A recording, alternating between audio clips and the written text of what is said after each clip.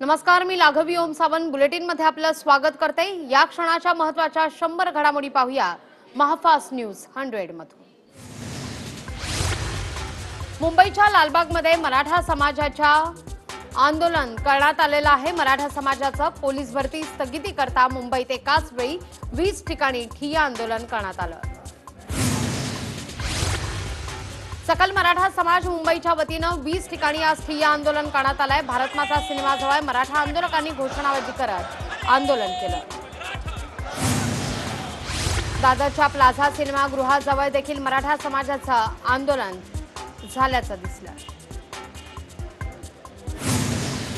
विलेपार्ले इथं मराठा क्रांती मोर्चाचं आंदोलन झालेलं आहे। आकाशात काळे फुगे सोडून सरकारचा निषेध झाला। विलेपार्ले पश्चिम द्रुतगती महामार्ग एअरपोर्ट इथल्या छत्रपती शिवाजी स्मारकाजवळ जमून आंदोलकांनी सरकारचा जाहीर निषेध केला।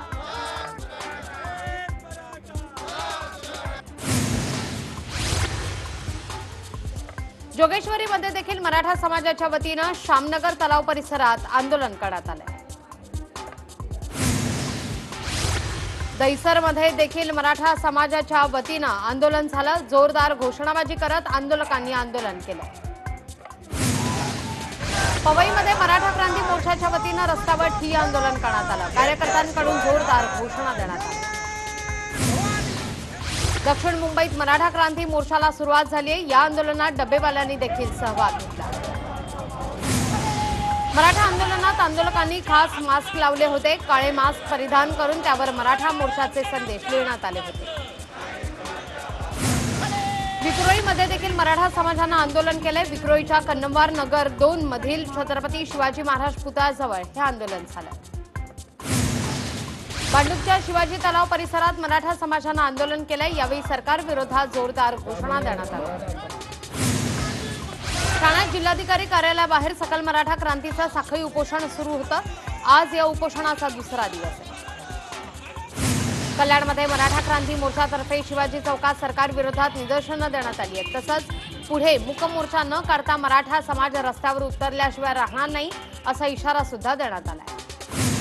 मराठा क्रांती मोर्चा युवक आणि युवती गुणपत्रक आणि कागदपत्रांची होळी करण्यात आली आहे। डॉक्टर बाबासाहेब आंबेडकर मराठवाडा विद्यापीठ गेट समोर हे आंदोलन झालं।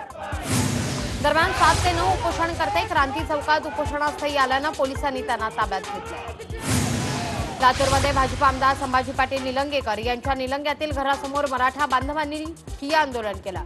मराठा क्रांती मोर्चाच्या वतीनं हे आंदोलन झालं। मुंबईत सरकार पुरस्कृत दहशत दिसते असं म्हणत प्रवीण दरेकर यांनी सरकारवर हल्लाबोल केलाय। उद्या मराठा समाजात असंतोष निर्माण झाल्यास त्याला सरकार जबाबदार असेल असं देखील त्यांनी म्हटलंय।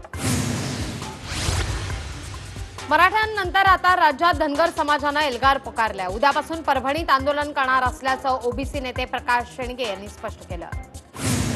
राज्यसभेत कृषी विधेयक मंजूर करण्यात आलंय। या कृषी विधेयकाला विरोधकांना तीव्र विरोध केला होता। विरोधकांच्या गदारोळात हे विधेयक मंजूर झालं। कृषी विधेयकावरून राज्यसभेत गदारोळ झालेला पाहायला मिळाला। आम आदमी पक्षानं वेलमध्ये उतरून गोंधळ घातला। यावेळी सरकार विरोधात घोषणा देण्यात आल्या। विरोधकांच्या गदारोळानंतर राज्यसभा स्थगित करण्यात आली होती। यावेळी टीएमसी खासदारांनी पुस्तकं फाडत विरोध दर्शवलेला आहे आणि कृषी विधेयकावरून ते आक्रमक झालेले दिसले। 4 ते 5 पोलीस अधिकाऱ्यांचा ठाकरे सरकार पाडण्याचा प्रयत्न होता असा गौप्यस्फोट गृहमंत्री अनिल देशमुख यांनी केलाय। लोकमत ऑनलाईनच्या मुलाखतीत त्यांनी हा गौप्यस्फोट केलाय। अतिवरिष्ठित महिला अधिकाऱ्याचाही यात समावेश आहे। आमदारांना धमकवण्याचा प्रयत्न झाल्याचा गौप्यस्फोट देशमुख यांनी केला। तुम्ही राजीनामे द्या असं त्यांना सांगण्यात आल्याचं देशमुख म्हणाले। माझं चुकीचं वक्तव्य समोर आलंय असं स्पष्टीकरण गृहमंत्री अनिल देशमुख यांनी दिलंय। तुम्ही व्हिडिओ नीट पहा। मी कोणाविषयी असं बोलू शकत नाही असं देखील देशमुख म्हणतात। गृहमंत्री अनिल देशमुख यांच्या विधानावर प्रवीण दरेकर यांनी टीका केली। अशा प्रकारे राज्याच्या गृहमंत्र्यांनी बोलणं अपेक्षित नाही आणि अधिकाऱ्यांची महाराष्ट्रात अशी हिंमत नाही असं देखील दरेकर म्हणतात। गृहमंत्री अनिल देशमुख यांनी शरद पवार यांच्याकडून क्लासेस घ्यावेत अशी टीका भाजप आमदार प्रसाद लाड यांनी केली आहे। मुख्यमंत्री उद्धव ठाकरे, पर्यावरण मंत्री आदित्य ठाकरे आणि राष्ट्रवादीच्या खासदार सुप्रिया सुळे यांच्या शपथपत्रावर आक्षेप घेण्यात आलाय। शपथपत्रातील संदर्भातल्या तपशिलात संपत्तीच्या तपशिलासंदर्भात तफावत असल्याची तक्रार देण्यात आली आहे। प्रकरण प्रत्यक्ष कर विभागाकडे वर्ग करण्यात आल्याचं वृत्त टाइम्स ऑफ इंडियानं दिलं होतं। काही नेत्यांना टार्गेट केलं जात आहे असं विधान नवाब मलिक यांनी मुख्यमंत्री उद्धव ठाकरे, आदित्य ठाकरे आणि सुप्रिया सुळेंच्या शपथपत्रावरील वादावर केलंय। नाशिकमध्ये यशवंतराव मुक्त विद्यापीठात आयोजित बैठकीकरता उच्च आणि तंत्र शिक्षण मंत्री उदय सामंत दाखल झाले होते। या दरम्यान अखिल भारतीय विद्यार्थी परिषदेच्या कार्यकर्त्यांनी त्यांची गाडी अडवण्याचा प्रयत्न केलाय, तर 20 ते 25 कार्यकर्त्यांना या प्रकरणी पोलिसांनी अटक केली आहे। नांदेडच्या विष्णुपुरी बंधाऱ्यातून पाणी सोडल्यानं गोदावरी नदी काठोकाठ भरून वाहतीये, तर या शहराची स्मशानभूमी असलेला गोवर्धन घाटचा परिसर पाण्याखाली गेलाय। नांदेड जिल्ह्यातील तामसा नांदेड या मार्गावरचा एक पूल नाल्याला आलेल्या पुरात वाहून गेलाय आणि त्यामुळे तामसा या प्रमुख बाजारपेठेचा नांदेड आणि भोकर शहराशी संपर्क तुटलाय। नांदेडमध्ये मालेगावकडे जाणाऱ्या रस्त्यावर जागोजागी पाणी साचत असल्यानं वाहतुकीला मोठा अडथळा आहे। त्यामुळे अवघ्या 4 महिन्यांपूर्वी केलेल्या रस्त्याच्या निर्मितीचा 7 कोटी रुपये खर्च अक्षरशः पाण्यात गेला। नांदेडमध्ये गोदावरी नदीच्या पाणीपातळीत वाढ झाली आहे। होळी भागातील नदीवरचा पूल जवळपास पाण्यात बुडालाय, त्यामुळे या पुलावर अतिरिक्त पोलीस बंदोबस्त तैनात करण्यात आलाय। गोदावरी नदीत पाय घसरून पडलेल्या महिलेला 2 धाडसी युवकांनी जीवदान दिलं। ही महिला गोदावरी नदीवर पूजा करण्याकरता आली असता तिचा पाय घसरून ती नदीत पडली होती। नांदेडच्या विष्णुपुरी बंधाऱ्याचे 8 दरवाजे उघडण्यात आले, त्यातून गोदावरी नदीपात्रात पाण्याचा विसर्ग करण्यात आल्यानं गोदावरीच्या पाणीपात्रात वाढ झाली आणि त्यामुळे जलसंपदा विभागाकडून गोदाघाटच्या गावांना सतर्क राहण्याचा इशारा आहे। गेलदरी धरणाचे सगळे दरवाजे अर्धा मीटरनं उचलले असून 10 दरवाजातून 21,100 क्युसेक्सनं पूर्णा नदीपात्रात पाण्याचा विसर्ग आहे। गेलदरी धरणाच्या वरच्या भागातून पाण्याची आवक सुरू असल्यानं दरवाजे उघडण्यात आले असून नदीकाठच्या गावांना सतर्क राहण्याचा इशारा आहे। परभणी जिल्ह्यात पालम तालुक्यातल्या पुयनी इथल्या लेंडी नदीला पूर आल्यानं नदी पलीकडे असलेल्या आरखेड, फळा, सोमेश्वर, उमरथडी आणि घोडा या 5 ते 7 गावांचा संपर्क तुटला। लासलगावसह चांदवड तालुक्यातील मुसळधार पावसानं शिवनदीला महापूर आलेला आहे। शिवनदी लगत असलेल्या घरांमध्ये महापुराचं पाणी शिरल्यानं घरातील संसार उपयोगी वस्तूंचं अतोनात नुकसान आहे।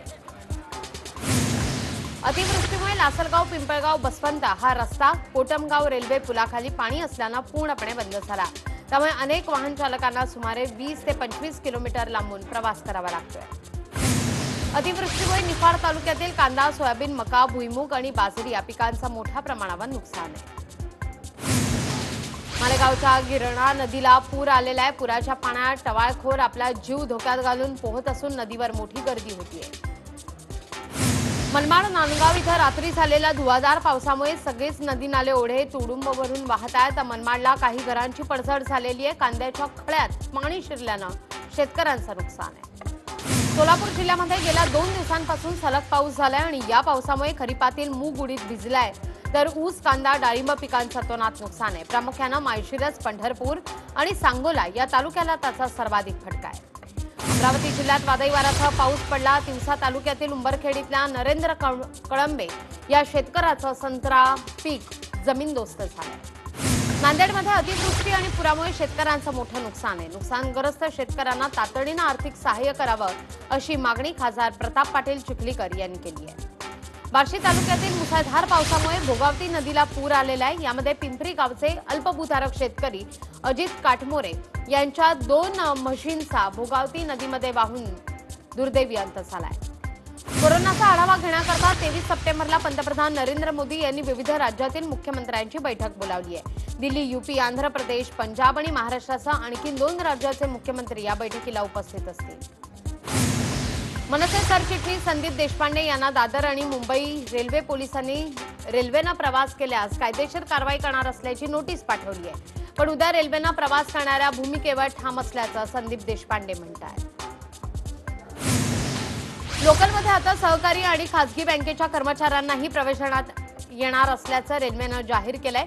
एकूण कर्मचाऱ्यांच्या 10% मर्यादेपर्यंत कर्मचाऱ्यांना मुंबई उपनगरीय विशेष लोकल सेवेद्वारे प्रवास करण्याची परवानगी असेल।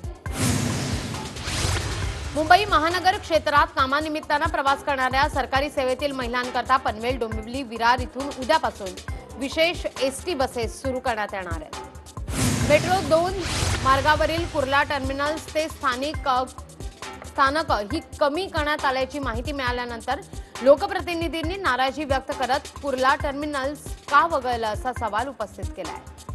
मुंबईच्या महापौर किशोरी पेडणेकर यांनी कोरोनावर मात केली आहे। आज किंवा उद्या त्यांना 7 हिल रुग्णालयातून डिस्चार्ज मिळण्याची चिन्हे आहेत। नागपूरमध्ये जनता कर्फ्यूला संमिश्र प्रतिसाद मिळाला। दुकानं बऱ्यापैकी बंद होती, मात्र काही प्रमाणात नागरिक रस्त्यावर दिसत होते। कणकवलीमध्ये आजपासून आठवडाभर जनता कर्फ्यू आहे। सगळी दुकानं बंद असतील, शहरातले रस्ते निर्मनुष्य आहेत। नागपूरच्या संघ मुख्यालयात कोरोनाचा शिरकाव झाला असून मुख्यालयातील 9 स्वयंसेवकांना कोरोनाची लागण आहे। स्वयंसेवकांवर एका खासगी रुग्णालयात उपचार सुरू असून संपर्कातील इतर स्वयंसेवकांना क्वारंटाईन करण्यात आलं आहे। औरंगाबादमध्ये कोरोनाच्या 323 नव्या रुग्णांची भर पडली असून 6 जणांचा मृत्यू आहे, तर 404 रुग्ण बरे होऊन घरी परतले आहेत। नाशिकच्या पार्श्वभूमीवर वैद्यकीय कर्मचाऱ्यांनी कामावर येण्यास नकार दिलाय। वैद्यकीय सेवा भक्कम करण्याच्या उद्देशानं 40हून अधिक वैद्यकीय कर्मचाऱ्यांनी कामास नकार दिला। ट्रेन, बस, स्वच्छतागृह, वसतिगृह अशा फक्त महिलांसाठी च्या यादीत आता कोविड केअर सेंटरचीही भर पडली आहे। नगरमध्ये काही स्वयंसेवी संस्थांनी एकत्रित येत 78 बेडचं महिला स्पेशल कोविड सेंटर उभारलंय। पाणीपुरवठा योजनेच्या मंजुरीनंतर आता औरंगाबाद महापालिकेला 654 कोटींची चिंता लागली आहे। तिजोरीत खडखडाट असताना ही रक्कम कशी उभी करायची असा प्रश्न आता निर्माण झालाय।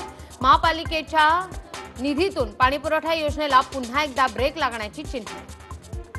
सांगली महापालिकेच्या 3 नंबर शाळेत निकृष्ट दर्जाचा पोषण आहाराचं वाटप करण्यात येत आहे। सामाजिक कार्यकर्त्यांनी प्रकार उघडकीस आल्यानंतर अन्न वाटप थांबवले आहे।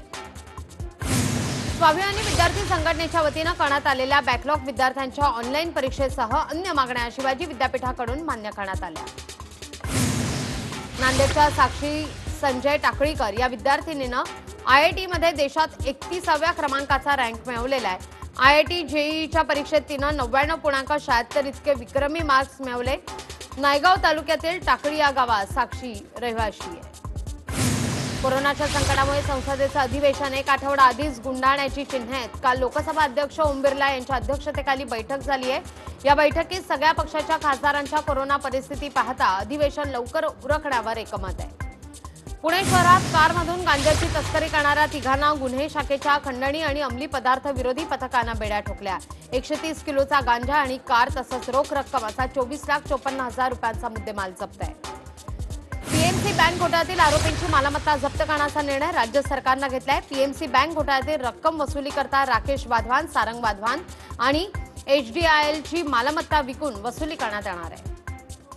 मंदिरं आणि देवस्थानं लवकरच उघडण्याची शक्यता निर्माण झाली आहे। मंदिरं खुली करण्यात आधी मंदिरातील व्यवस्था पूर्णपणे बदलणार आहे। ही गर्दी टाळण्याकरता महाराष्ट्रातील काही मंदिरांच्या व्यवस्थापनांनी एकत्रित येऊन मार्गदर्शक तत्त्वे देखील तयार केली आहेत।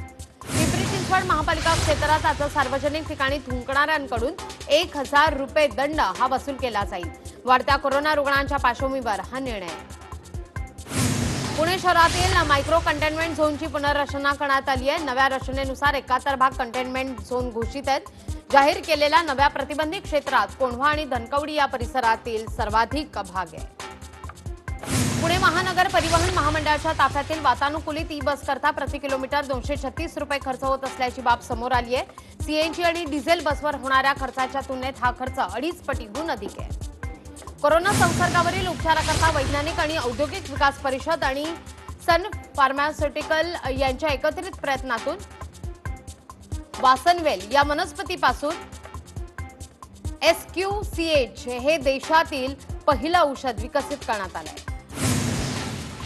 ऑनलाईन युक्तिवाद कोणत्याही अडथळ्यांविना झाला तर यातून वेळ वाचू शकतो, मात्र इंटरनेट किंवा इतर तांत्रिक बाबींमुळे बऱ्याचदा ऑनलाईन युक्तिवाद पूर्ण होत नाही।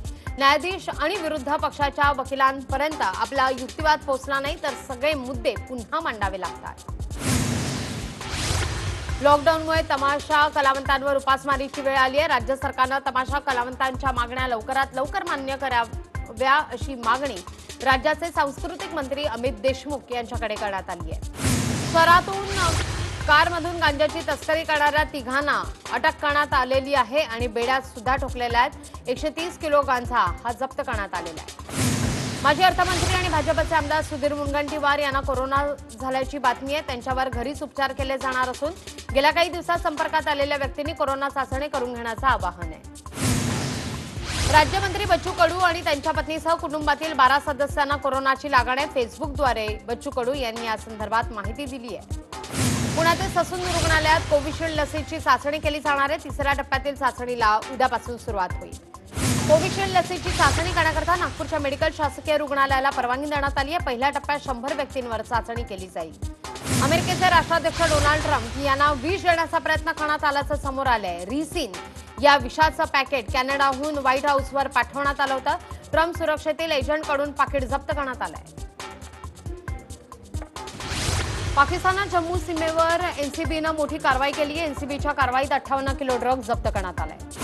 जळगावमध्ये विनापरवाना आणि बेकायदेशीर गावठी पिस्तुलासह 3 जिवंत कारतूस आणि धारदार शस्त्रासह संशयित आरोपीला बैराम पेठेतून अटक करण्यात आली आहे। शनीपेठ आणि शहर ठाणे यांनी संयुक्त कारवाई केली। चौपाडा इथल्या बोरअंजटी या शिवारात बिबट्याचा संचार आढळून आलेला आहे। शिवारातील एक वासरू नसल्यानं लक्षात आल्यावर या संदर्भात शोध घेण्यात आला आणि काही अंतरावरच हे वासरू मेलेल्या अवस्थेत सापडले आहे। अमिताभ गुप्ता यांनी आजपासून पुणे पोलीस आयुक्त पदाचा कार्यभार स्वीकारलाय।